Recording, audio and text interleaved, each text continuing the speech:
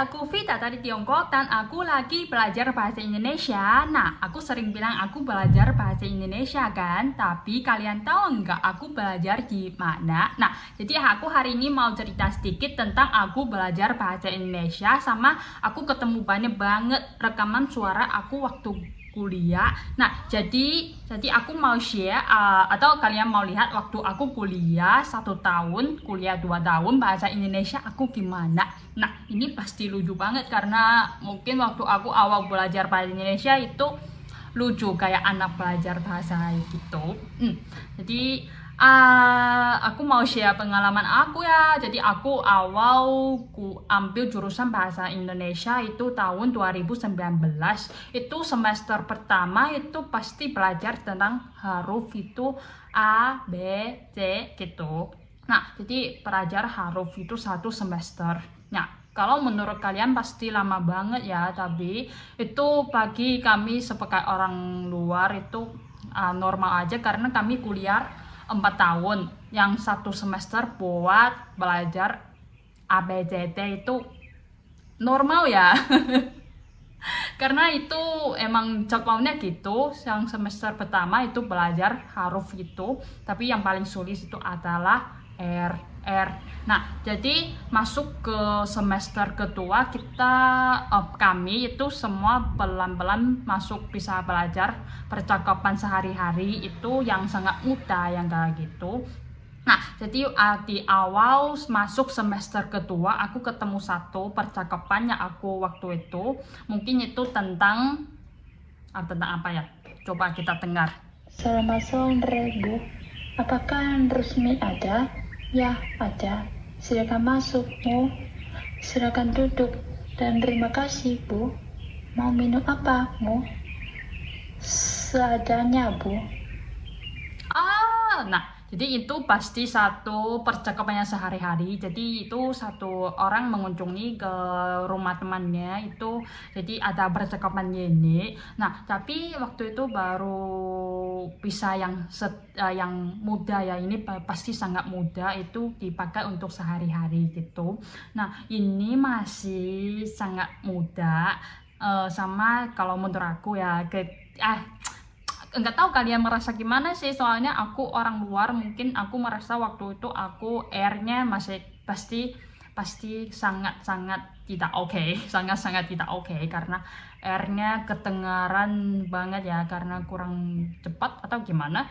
Sama natanya aneh banget itu kayak enggak ada natanya, belum ada natanya, cuman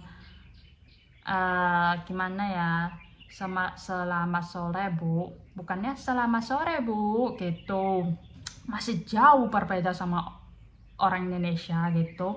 Tapi itu lucu menurut aku, soalnya aku udah lulus tapi sekarang aku lihat tugas yang aku kasih ke dosen itu seperti apa, itu lucu sekali.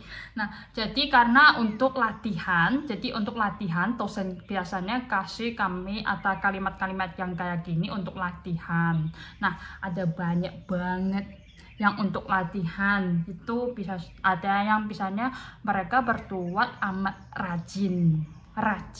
Nah, waktu itu untuk latihan ada yang dikasih highlight karena itu lebih sulit. Misalkan 9 ekor kura-kura berlari-lari di kamar. Nah, itu pasti sulit karena kan R-nya sulit. Jadi ini kalimat ini banyak banget R. 9 ekor kura-kura berlari-lari di kamar. Nah, sekarang pagi aku pasti mudah pasti, tapi waktu itu aku ingat waktu itu kami pakai 1 gelas untuk latihan ini, yang dokumen ini kita semua giliran 12 mahasiswa gilirannya belajar ngomong ini ya, 1 gelas ngomongin terus. Nah, habis itu semester kedua ini aku ada 1 rekaman suara lagi itu tentang liburan. Nah, itu di akhir semester kedua kita lihat apa ada perubahan atau gimana, apa bahasa Indonesia aku membaik setelah belajar 1 tahun. Oke, ini tentang liburan, kita coba dengar. Liburan. liburan semester ini kamu akan liburan kemana, Tin? Sebenarnya aku akan pergi ke rumah kakek di kampung. Kalau kamu, Nan, dan Tante Andrevi di kampung masih banyak bau dan juga sawah-sawah dong. Rencananya aku dan keluarga akan liburan ke Pulau Lombok, tahu kan? Pulau yang dekat dengan Pulau Bali. Meskipun rumah kakek di kampung, tapi sudah tidak ada bau kok. Sawah-sawah dibaca menggunakan alat pertanian yang lebih modern. Sekarang tugas sawah-sawah di kampung kakek sudah banyak yang dipunrang. Jika digantikan dengan bangunan rumah. Wah, sayang sekali ya. Ya, sayang sekali. Padahal di kampung akan lebih dan rasa suasana kampung kalau masih banyak sawah dan juga kerbau. Ya. Dan terus selama di kampung, kakek kamu punya rencana apa? Seperti biasanya, Nan. Nah, jadi aku nggak putar semua ya, ini udah setengah. Nah, tapi aku tadi mau ketawa sih soalnya itu kayaknya nggak ada perubahan, airnya masih kurang oke, masih kurang banget ya, itu masih belum oke. Sama apalagi ini kayaknya waktu pajak itu kurang yakin itu masih, misalkan nggak yakin ya itu apa harus satu kata itu bacanya kayak satu kata lagi, itu bukan buat baca kalimat, itu kayak baca kata, jadi katanya dijadikan sebagai kalimat gitu, jadi masih kurang oke. Kayaknya itu kayak satu mesin itu baca tanpa perasaan. Nah, aku ngerasa kayak gitu. Tapi ini udah bisa baca dialog yang lebih panjang lagi, yang itu udah lebih panjang lagi. Nah, waktu aku belajar itu ada banyak catatan, ada yang artinya Mandarinnya itu bahasa Indonesia, Mandarinnya artinya apa biar aku bisa paham. Nah, berarti karena dulu masih awal banget, sama ada yang aku masih bingung. Itu ada satu kalimat itu di situ itu tulis ya, padahal di kampung akan lebih terasa suasana kampungnya kalau masih banyak sawah dan juga kerbaunya. Itu kata kalimat ini pakai terasa. Nah, tapi waktu itu aku belum tahu banyak tentang tata bahasa. Biasanya yang kami pakai itu cuma merasa sesuatu, merasa senang. Tapi ini pakai kata terasa. Jadi ini wow, baru banget bagi aku ya. Aku awal baru belajar bahasa Indonesia, jadi ini pakai terasa. Oh, waktu itu masih bingung ya, apa bedanya merasa sama terasa itu. Nah, jadi ini masih ada catatan membuat aku ingat ini. Nah, waktu itu kami ada banyak tugas yang kayak gini yang dikasih dari dosen supaya kami sering baca, sering ngomong bahasa Indonesia supaya bisa lebih lancar, karena R-nya emang baru sering ngomong ya baru bisa lebih lancar, karena kalau tidak ngomong itu tetap gini aja, karena aku satu semester udah tetap gini aja. Nah, habis itu aku jadi habis itu di awal-awal belajar itu kuliah itu masih dialog yang mudah, karena di semester kedua udah ada kelas percakapan yang diajari oleh dosen dari Indonesia. Nah, jadi kami bisa langsung komunikasi sama lokal orang Indonesia, bukan cuma dosen dari Tiongkok gitu. Nah, habis itu jadi kami sering dikasih artikel untuk baca, dan ada tugas untuk membuat rekam suara dan kirim ke dosen, karena ada satu dosen yang sering minta kami baca sebanyaknya. Oke. Nah, jadi aku dapat satu rekam suara waktu tahun 2021. Itu Oktober. Itu mungkin semester ke 5 atau ke 4. Oh, ya. Itu semester ke-5 atau ke-4.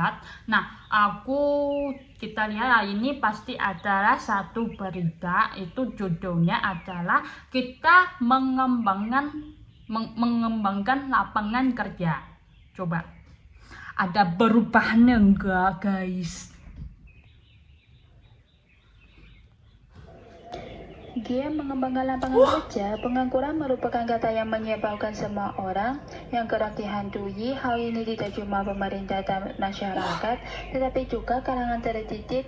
Bagi pemerintah, tingginya angka pengangguran terdidik akan menurunkan wibawa. Hal ini terjadi karena pemerintah dinilai tidak becus menelurkan kebijakan ekonomi. Selain itu, pengangguran terdidik dapat menyembuh gejolak sosial ekonomi, mengingat kebanyakan penganggur berusia muda. Menyandang sebutan penganggur bagi angkatan kerja terdidik merupakan aib tersendiri. Persoalannya, di sini belum lazim sarjana menganggur, apalagi jika ia sudah berbentuk anak dan istri. Tuntutan untuk bekerja tidak cuma ditolong lingkungan, tetapi juga kebutuhan dapur. Ratu misalnya terpaksa menjadi pedagang asongan di sebuah terminal daripada berpangku tangan menyandai jasa sarjananya dari suatu institut terkemuka di Jakarta. Lowongan pekerjaan di sana-sini sulit, sementara kebutuhan sehari-hari tidak bisa ditunda, ujar bapak satu anak ini. Menurut Biro Pusat Statistik, angka pengangguran terbuka di Indonesia memang cuma 2,6%. Namun 49,1%-nya adalah kaum terdidik SLTA ke atas.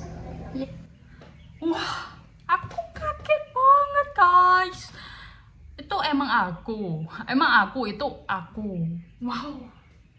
Aku tiba-tiba kagum banget sama diri sendiri deh. Aku baru belajar 2 tahun bahasa Indonesia udah bisa selancar ini.